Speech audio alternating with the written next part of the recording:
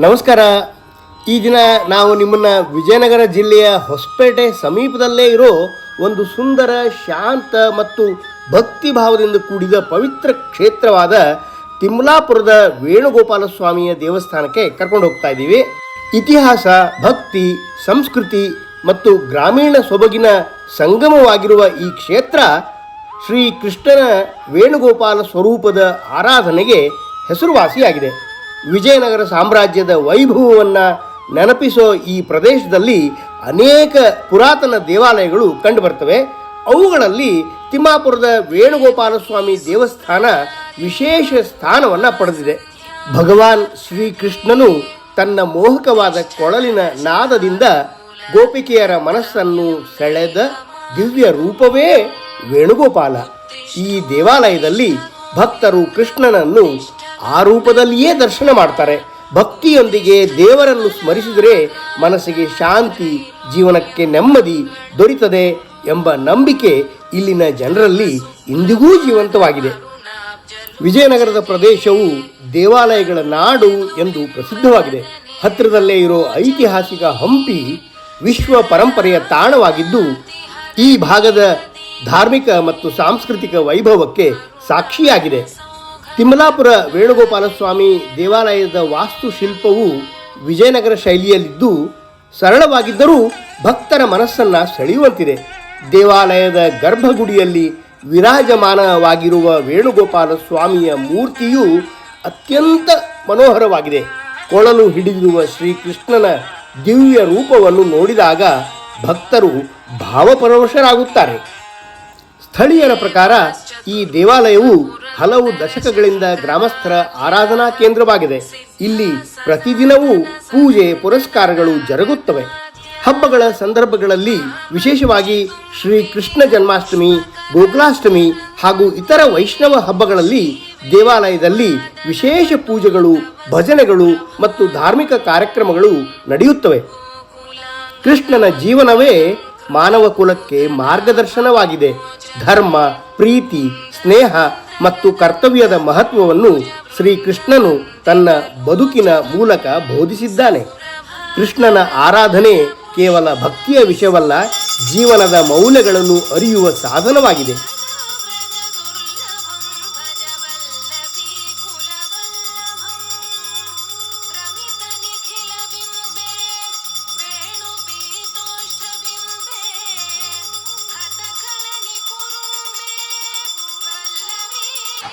ವಿಜಯನಗರ ಸಾಮ್ರಾಜ್ಯದಲ್ಲಿ ನಾವು ವೈಷ್ಣವ ಧರ್ಮದ ಏನು ವಿಗ್ರಹ ನೋಡ್ತೀವಪ್ಪ, ಒಂದು ಅಂದರೆ ವೈಷ್ಣವ ಧರ್ಮದಲ್ಲಿ ನಾವು ಫಾರ್ ಎಕ್ಸಾಂಪಲ್ ಹಂಪೆಲೆ ಟೆಂಪಲ್ ಬರುತ್ತೆ. ಅದರಲ್ಲಿ ಬಾಲಕೃಷ್ಣ ಟೆಂಪಲ್ಗಳು ಇದಾವೆ ಸರ್. ಆಮೇಲೆ ವಿಜಯ ವಿಠಲ ಟೆಂಪಲ್ಗಳು ಕಾಣ್ತೇವೆ. ಹೊರತಾಗಿ ನಾವು ದೇವಸ್ಥಾನ ಅಂದರೆ ದೇವರುಗಳು ವಿಗ್ರಹಗಳು ಕಾಣಿಸ್ತದೆ. ಯಾಕಂದ್ರಲ್ಲೆಲ್ಲ ಲೋಕಲಲ್ಲಿ ಏನು ಮಾಡಿದ್ರು ಕರ್ನಾಟಕ ಯಾಕಂದ್ರೆ ನಮ್ಮ ಲೆಕ್ಕೆಯಾಗಿ ಸರ್ವೇ ಆಗಿರೋದು ಇದೊಂದೇ ವಿಗ್ರಹ. ಅದು ಯಾವ ರೀತಿನ ವೈಷ್ಣವ ಧರ್ಮಕ್ಕೆ ಸಂಬಂಧಪಟ್ಟಿದೆ ಅಂತಂದರೆ, ವೈಷ್ಣವ ಧರ್ಮದಲ್ಲಿ 2 ವಿಧಗಳು ಬರ್ತವೆ. ಯಾದವರು ಮತ್ತು ವೈಷ್ಣವರು ಅಂತ ಬರ್ತದೆ. ಅಂದರೆ ಯಾದವರಾದ್ರೆ ಉತ್ತರ ಭಾರತದಲ್ಲಿ ಏನು ಮಾಡಿದ್ರೆ ನಾಮಗಳನ್ನ ವಿಷಯ ಮೇಲೆ ಬರ್ಕೊಂತಾರೆ. ಓಕೆ, ನೀವು ಹಣೆ ಮೇಲೆ ಬಂದ್ಬಿಟ್ಟು ನಾಮ ಹಿಂಗೆ ಬರೀತಾರೆ. ಓಕೆ, ಅವ್ರಿಗೆ ಅದು ನಾವು ಯಾದವರು ಅಂತ ಕರಿತೀವಿ. ನಾವು ಯೂಶ ಹಣೆ ಮೇಲೆದ್ರಿಂದ ನಾವು ಯೂಶ ಮಾಡ್ಕೊಂಡು ಅದು ನಾವು ಏನಾದ್ರು ವೈಷ್ಣವ ಅಂತ ಕರಿತೀವಿ. ಅದನ್ನು ಎಸ್ಪೆಷಲಿ ಆ ವಿಗ್ರಹದಲ್ಲಿ ನಾವು ಕಂಡಿರ್ತೀವಿ. ಯಾವ ರೀತಿ ಅಂದರೆ ಇಲ್ಲಿದೆಲ್ಲ ನಾಮ ನೋಡಿದ್ವಿ, ನಾಮ ಯೂಶ ಇದೆ. ಓಕೆನಾ, ನಾಮದ ಬಂದರೆ ಯೂಶ ವೈಷ್ಣವ ಸಂಬಂಧಪಟ್ಟಿದ್ದನ್ನು ಕರಿತೀವಿ. ಅದಾದಮೇಲೆ ನಮಗೆ ಶಂಕು ಮತ್ತು ಚಕ್ರ ಕಾಣ್ತದೆ. ವಿಷ್ಣು ರೂಪ ಅಂದರೆ ಫಸ್ಟ್ ನಾವು ವೇಣು ಅಂತ ಕರಿತೀವಿ. ಇದು ಫಸ್ಟ್ ಆ್ಯಕ್ಚುಲಿ ಇಂಥ ಬೇಸಿಗೆ ಹಿಡ್ಬಿಟ್ಟು ನಮ್ಗೆ 5 ಅಡಿ ಚೆನ್ನಾಗಿತ್ತು. ನಾವು ಇನ್ನೇನು ಮೇಲೆ ನೋಡ್ತಿಲ್ಲ. ಇದು ಆ್ಯಕ್ಚುಲಿ ಆಲ್ಮೂಲ ಬಳ್ಳಿ ಅಂತ. ಈಗ ಇಮ್ಯಾಜಿನೇಷನಲ್ಲಿ ಯಾರು ನಮ್ಮ ಶಿಲ್ಪಕಲೆಕಾರರು ಏನು ಮಾಡಿದರೆ ಕೆತ್ತನೆ ಮಾಡಿದರೆ ಹಿಂದ್ಗಡೆ ಚೆನ್ನಾಗಿ ಕಾಣುತ್ತೆ. ಇಲ್ಲಿ ನೋಡ್ತಾ ಇದ್ದಿಲ್ಲ ಅಶ್ವಿನಿ ದೇವತೆ ಅಂತ. ಅಂದರೆ ನಾವು ಯಾವುದೇ ಇಲ್ಲಿ ಪ್ರಸ್ತುತಕ್ಕೆ ಸ್ವಲ್ಪ ರೈತರಾಗಿರಲಿ ಮಕ್ಕಳಾಗಿಲ್ಲ ಅಂತಂದ್ರೂ ಈ ಮೇಲ್ಗಡೆ ಪ್ರಸಾದ ಇರ್ತಿರ್ತೀವಿ. ಈ ಕೊಟ್ಟು ಹಾಕ್ಕೊಂಡು ಇವಾಗ ಬರ್ತದೆ. ಹಾಗಾಗಿ ಆಮೇಲೆ ಕಾಲ ಆದಿಶೇಷ ಇದೆ. ಈ ಆದಿಶೇಷಿಗೂ ಮತ್ತು ನಮ್ಮ ವೇಣುಗೋಪಾಲಿಗೆ ನೆರಳು ಕೊಟ್ಟಿದ್ದೀವಿ ಸರ್. ಓಕೆನಾ, ಈ ಆದಿಶೇಷನಿಗೆ ನಮಗೆ ಯಾವ್ದು ಮರ ಬೆಳೆ ಬಂದ್ಬಿಟ್ಟು ನೆರಳು ಕೊಟ್ಟಿದೆ. ಓಕೆನಾ, ಇಲ್ಲಿ ನೋಡಿದ್ರೆ ಇದೆಲ್ಲ ಕ್ರಿಯೇಟ ಕಾಣಿಸ್ತದೆ. ಆಮೇಲೆ ಇಲ್ಲಿ ನೋಡ್ಬೋದು ನವಿಲ್ಗರಿ. ಈ ನವಿಲ್ಗರಿಗೂ ಮತ್ತು ಕೆಲವತ್ತು ಸ್ವಲ್ಪ ಗ್ಯಾಪ್ ಇದೆ ಸರ್. ಯಾವ ರೀತಿ ಅಂದರೆ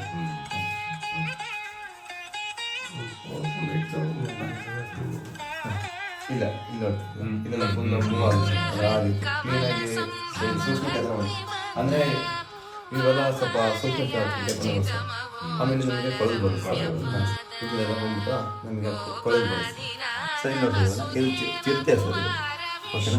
ಇಲ್ಲಿ ಚಿರತೆ ವಿಗ್ರಹ ಬರುತ್ತೆ, ಚಿರತೆ. ಇಲ್ಲಿ ನೋಡಿದ್ರೆ ಹಸು ಬರುತ್ತೆ ಸರ್. ಆಮೇಲೆ ಇಲ್ಲಿ ಬಂದ್ಬಿಟ್ಟು ಸಿಂಹ ಬರುತ್ತೆ, ಇಲ್ಲಿ ಹಂಸ ಬರುತ್ತೆ. ಅಂದರೆ ಇದು 2D ವರ್ಷನಲ್ಲಿ ಇದೆ ಸರ್. ಇಲ್ಲಿ ಬಂದ್ಬಿಟ್ಟು ನವಿಲಿದೆ ಸರ್. ಇಲ್ಲಿ ಆನೆ ಸೇಮ್ ಯಾವ್ದು ಇದೆ ಸರ್, ಒಂದೇ ಇದು ಸರ್ ಬಾಡಿ. ಇಲ್ಲಿ ಬಂದ್ಬಿಟ್ಟು 2 ವಿಗ್ರಹಗಳು ಮಾಡ್ಬೋದು ಸರ್, ಓಕೆನಾ. ಆನೆ ಇದಕ್ಕೆ ಕ್ಲೋಸ್ ಮಾಡಿದ್ರೆ ಆನೆ ಅಂತ ಕಾಣುತ್ತೆ, ಇದಕ್ಕೆ ಬಂದ್ಬಿಟ್ಟು ಹಸು ಅಂತ ಕಾಣುತ್ತೆ. ಹಾಂ ಸರ್ ಹಂಗೆ, ಓಕೆನಾ. ಇದು ಬಂದ್ಬಿಟ್ಟು ಎಲ್ಲ ಹಸುಗಳು ಸರ್. ಇಲ್ಲಿ ಕೃಷ್ಣ ಮಹಾರಾಜ ಗರ್ಭ ಇದೆ ಸರ್. ಅಲ್ಲಿ ವೈಟ್ ಅಂತ ಪ್ಲೇಸ್ ಕಾಣ್ತಿದ್ರು, ಅಲ್ಲಿ ವಿದ್ಯಾರಣ್ಯ ಮೂರ್ತಿ ಇತ್ತು. ಹಾಂ ಸರ್, ಅದು ಅದೇನಾಯ್ತು 30 ವರ್ಷದಿಂದ ಕಾಣ್ತಾನೆ. ಹಾಂ ಸರ್, ಇಲ್ಲಿ ಚಿಕ್ಕದಾಗಿ ರಾಧೆ ಮೂರ್ತಿ ಇತ್ತು ಸರ್, ಇದು ಅದನ್ನು ಕಾಣ್ತಾನೆ ಸರ್. ಇದು ಆಲದ ಮರ ಬಳ್ಳಿ ಅಂತ. ಈ ಆಲದ ಮರ ಬಳ್ಳಿಗೆ ಆದಿಶೇಷ ಇದೆ ಸರ್, ಓಕೆನಾ. ಇಲ್ಲಿ ನೋಡ್ತಾ ಇದ್ದೀವಿ ಫಸ್ಟ್ ಆಫ್ ಆಲ್ ಇಲ್ಲಿ ಬಂದ್ಬಿಟ್ಟು ನಮಗೆ ಸುದರ್ಶನ ಚಕ್ರ ಕಾಣುತ್ತೆ, ಅಂದರೆ 24 ಗೆರೆಗಳನ್ನ. ಆಮೇಲೆ ಇವು ಲೇಯರ್ಸ್ ಇದೆ ಸರ್, ಅಂದರೆ ಇಲ್ಲಿ ನಾವು ಅಶ್ವಿನಿ ದೇವತೆಗಳಿಗೆ 5 ಲೇಯರ್ಸ್ ಎಲ್ಲ ಕನೆಕ್ಟ್ ಆಗಿದೆ ಸರ್. ಇಲ್ಲಿದ್ದ ಈ ಬಳಿಯಿಂದ ಇದು ಆಲದ ಮರ ಬಳ್ಳಿಗೆ ಆದಿಶೇಷ ಇರ್ತಿದ್ದಾರಲ್ಲ ಸೂಪರ್. ಯಾವ್ದಿದೆ ಅಂದರೆ ಹಿಂಗೆ ಅಂಕುಡವಾಗಿ ಬಂದು ಇಲ್ಲಿ ಕಟ್ ಎಂಡ್ ಆಗಿದೆ. ಅಂದರೆ ನಮಗೆ ನಮ್ಮ ಮನುಷ್ಯನ ಯಾವ ಸ್ಪೈನಲ್ ಕಾರ್ಡ್ ಯಾವ ರೀತಿ ಮಾಡಿದ್ರೆ ಬ್ಯಾಕ್ ಬೋನ್, ಅದೇ ರೀತಿ ನೀವು ಇದೆ ಅಷ್ಟೇ ಸರ್. ಅಂದರೆ ತನ್ನ ಹೂವಿನ ಹಾಕಿದ್ರು 564 ವರ್ಷ ತಡೆಯೋ ಕೆಪಾಸಿಟಿ ಬಂದ್ರೆ ಇದೇ ಕಾರಣಕ್ಕೋಸ್ಕರ ಅದೊಂದು. ಇದೆಲ್ಲ ಶ್ರೀಗಂಧ ಮೇಲ್ಗಡೆ ದೇವಾಲಯದ ಆವರಣದಲ್ಲಿ ಕಾಲಿಟ್ಟ ಕ್ಷಣದಿಂದಲೇ ಮನಸ್ಸಿಗೆ ಒಂದು ವಿಶೇಷವಾದ ನೆಮ್ಮದಿ ಅನುಭವವಾಗುತ್ತದೆ. ನಗರದ ಗದ್ದಲದಿಂದ ದೂರವಾಗಿ ದೇವರ ಸಾನ್ನಿಧ್ಯದಲ್ಲಿ ಕೆಲ ಕ್ಷಣ ಕಳೆಯುವುದು ಆತ್ಮ ಸಂತೃಪ್ತಿಯನ್ನು ನೀಡುತ್ತದೆ. ಕೈ ಒಳಗಿರ್ತಾನೆ, ಈ ಬಾಲ್ಕ ಒಳಗಡೆ ಇರ್ತಂದ್ರೆ ಅದು ಊರು ಒಳಗಿದೆ ಅಂತ ಹೇಳ್ತಾರೆ. ಇದೈತಲ್ಲ ಈ ಕೈ ಹೊರಗಿದೆ ಹಂಗಾಯ್ತು. ನಮ್ಮ ಊರು ಈ ಟೆಂಪಲ್ ಇದೆಯಲ್ಲ ಹೊರಗಡೆ ಇದೆ ಅಂತ. ಇದೊಂದು ಇಲ್ಲಂತಲ್ಲ ಸರ್, ಒಳಗಡೆನೂ ಅಷ್ಟೇ ಸರ್. ಆಂಜನೇಯ ವಿಗ್ರಹಗಳು ಎಲ್ಲ ಹೊರಗಡೆ ಇದೆ. ಆಮೇಲೆ ಅಲ್ಲಿ ಆಂಜನೇಯ ವಿಗ್ರಹ ಇದೆ ಸರ್ ಹೊರಗಡೆ, ಅದಷ್ಟೇ ಸರ್. ಕೈ ಇದು ಹೊರಗಡೆ ದಾಟಿದ್ದೀನಿ ಸರ್. ಕೈ ಹೊರಗೆ ಹೋಗ್ತಾನೆ ಮುಗಿತು. ಈ ದೇವಸ್ಥಾನ ಹೊರಗಿದೆ ಅಂತ ಅರ್ಥ. ಶುಭಮಸ್ತು. ಸ್ವಸ್ತಿ ಶ್ರೀ ಜಯಾಭ್ಯುದಯ ಶಾಲಿವಾಹನ ಶಕ ವರ್ಷದ 1461ನೇ ವಿಶಾಖ ಸಂವತ್ಸರ ಭಾದ್ರಪದ ಶುಕ್ಲದಲ್ಲಿ ಮತ್ತು ಬಯಕಾರ ರಾಮಪ್ಪಯ್ಯನವರು ತಮ್ಮ ದೇಗುಲ ಹಿರಿಯ ತಿಮ್ಮರಯ್ಯನವರಿಗೂ ತಮ್ಮ ತಾಯಿ ಬಾಯಲಕ್ಕರಿ ಶಮ್ಮನವರಿಗೂ ಪುಣ್ಯವಾಗಬೇಕೆಂದು ಕಟ್ಟಿಸಿದ ಕೃಷ್ಣನಾಥ ದೇವರ ಗುಡಿ. ಬೆಳಗಿನ ಜಾವ ಅಥವಾ ಸಂಜೆ ವೇಳೆಯಲ್ಲಿ ದೇವಾಲಯದ ಪರಿಸರ ಅತ್ಯಂತ ಆಕರ್ಷಕವಾಗಿ ಕಾಣುತ್ತದೆ. ಛಾಯಾಗ್ರಹಣ ಪ್ರಿಯರಿಗೂ ಇದೊಂದು ಸುಂದರ ತಾಣವಾಗಿದೆ. ಕನ್ನಡ ನಾಡಿನ ದೇವಾಲಯಗಳು ಕೇವಲ ಪೂಜಾ ಸ್ಥಳಗಳಲ್ಲ, ಅವು ನಮ್ಮ ಇತಿಹಾಸ, ಸಂಸ್ಕೃತಿ, ಕಲೆ ಮತ್ತು ಪರಂಪರೆಯ ಪ್ರತೀಕಗಳಾಗಿವೆ. ತಿಮ್ಮಲಾಪುರ ವೇಣುಗೋಪಾಲ ಸ್ವಾಮಿ ದೇವಸ್ಥಾನವೂ ಅಂತಹ ಪವಿತ್ರ ಕ್ಷೇತ್ರಗಳಲ್ಲಿ ಒಂದಾಗಿದೆ. ಭಕ್ತಿಯಿಂದ ಶ್ರೀಕೃಷ್ಣನ ನಾಮಸ್ಮರಣೆ ಮಾಡಿದರೆ ಜೀವನದಲ್ಲಿ ಸಕಾರಾತ್ಮಕ ಚಿಂತನೆಗಳು ಬೆಳೆಯುತ್ತವೆ ಎಂಬುದು ನಮ್ಮ ಪೂರ್ವಜರ ನಂಬಿಕೆ. ಗೋವಿಂದ, ಗೋಪಾಲ, ವೇಣುಗೋಪಾಲ ಎಂಬ ನಾಮಗಳು ಭಕ್ತರ ಮನಸ್ಸಿನಲ್ಲಿ ಭರವಸೆ ಮತ್ತು ಆತ್ಮವಿಶ್ವಾಸವನ್ನು ಮೂಡಿಸುತ್ತವೆ.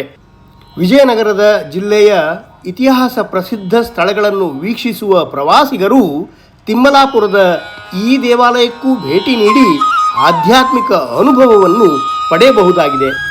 ನೀವು ಹೊಸಪೇಟೆ ಅಥವಾ ವಿಜಯನಗರ ಜಿಲ್ಲೆಯ ಸುತ್ತಮುತ್ತ ಪ್ರವಾಸ ಕೈಗೊಳ್ಳುವ ಯೋಜನೆ ಹೊಂದಿದ್ದರೆ ಅಥವಾ ಹೊಸಪೇಟೆಯಿಂದ ಚಿತ್ರದುರ್ಗಕ್ಕೆ ರಾಷ್ಟ್ರೀಯ ಹೆದ್ದಾರಿ 13ರಲ್ಲಿ ಪ್ರವಾಸ ಮಾಡುತ್ತಿದ್ದರೆ ತಿಮ್ಮಲಾಪುರ ವೇಣುಗೋಪಾಲ ಸ್ವಾಮಿ ದೇವಸ್ಥಾನಕ್ಕೆ ಭೇಟಿ ನೀಡೋದನ್ನು ಮರಿಬೇಡಿ.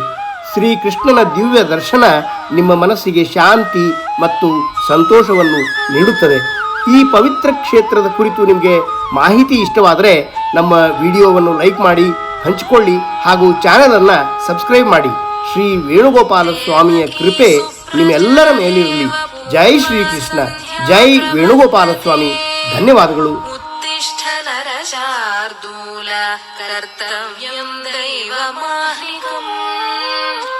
उत्तिष्ठोत्तिष्ठ गोविन्द उत्तिष्ठ गरुडध्वज।